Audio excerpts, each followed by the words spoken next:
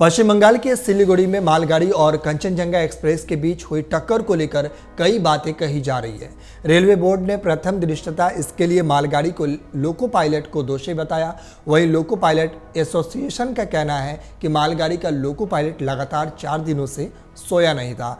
दरअसल Kanchenjunga express train Bengal के new Jalpaiguri में हादसे का शिकार हो गई थी।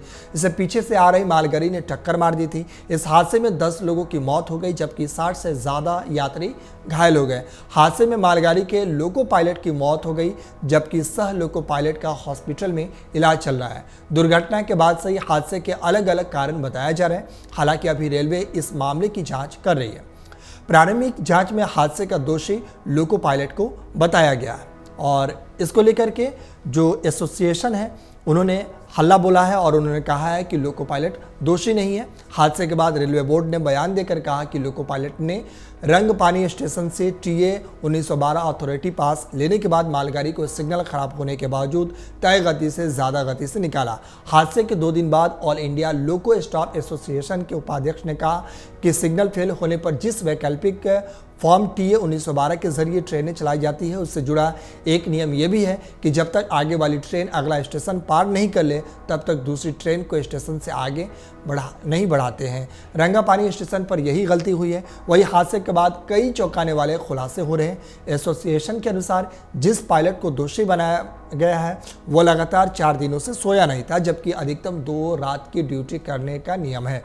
सिग्नल खराब होने के बाद लोको पायलट को गाड़ी कैसे चलानी है इसकी पूरी ट्रेनिंग नॉर्थ ईस्ट जोन के पायलट को अभी तक नहीं दिया गया था। वही हादसे के बाद कांग्रेस ने सवाल उठाते हुए कहा कि बालासोर हादसे के बाद 1 किलोमीटर रूट पर भी कवच सुरक्षा प्रणाली क्यों नहीं लगी है। रेलवे में 10 साल से 3 लाख पद खाली है, ये सब कब भरेंगे। लोको पायलट की कई घंटों की लगातार नौकरी भी हादसों का बड़ा कारण है। राष्ट्रीय रेल सुरक्षा कोष में 75% कटौती क्यों गई है, इस तरीके से कांग्रेस ने सवाल पूछा है। और पहले आप सुनिए कांग्रेस ने सुप्रिया सुनीत ने क्या कुछ कहा है इस मामले पर। कवच समझा रहे थे, अभी आपको मैंने दिखाया कुछ दिनों पहले। कवच प्रणाली आई है।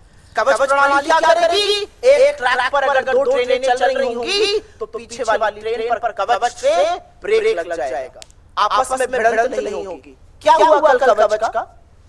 ये क्या झुंझुने पकड़ाए जा रहे हैं देश को? 10 साल से रेल आवागमन का सबसे असुरक्षित साधन बन चुका है।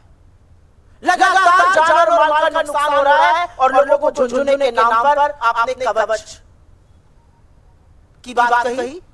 और ये क्यों हो रहा है? क्या एकदम से रेल फेल हो गई है? ये इसलिए हो रहा है क्योंकि नरेंद्र मोदी की सरकार और उनके मंत्री उदासीन है, अकर्मण्य है। उनको फर्क नहीं पड़ता कि गरीब गुर्बत में रहते हुए लोग या लोग जो गाजर मूली की तरह भरकर रेल में आज जाने को मजबूर है वो मर जाए, उनको फर्क नहीं पड़ता है। इसलिए ऐसा हो रहा है। आपके साथ एक और आंकड़ा साझा करती हूं, ये मेरा आंकड़ा नहीं है, ये आंकड़ा खुद अश्विनी वैष्णव ने पार्लियामेंट में दिया है, ये RTI के माध्यम से भी सामने आया है। 3,12,000 रेलवे के रिक्त पद पड़े हुए हैं और कर्मचारियों की इसी भारी समस्या से रेलवे जूझ रहा है।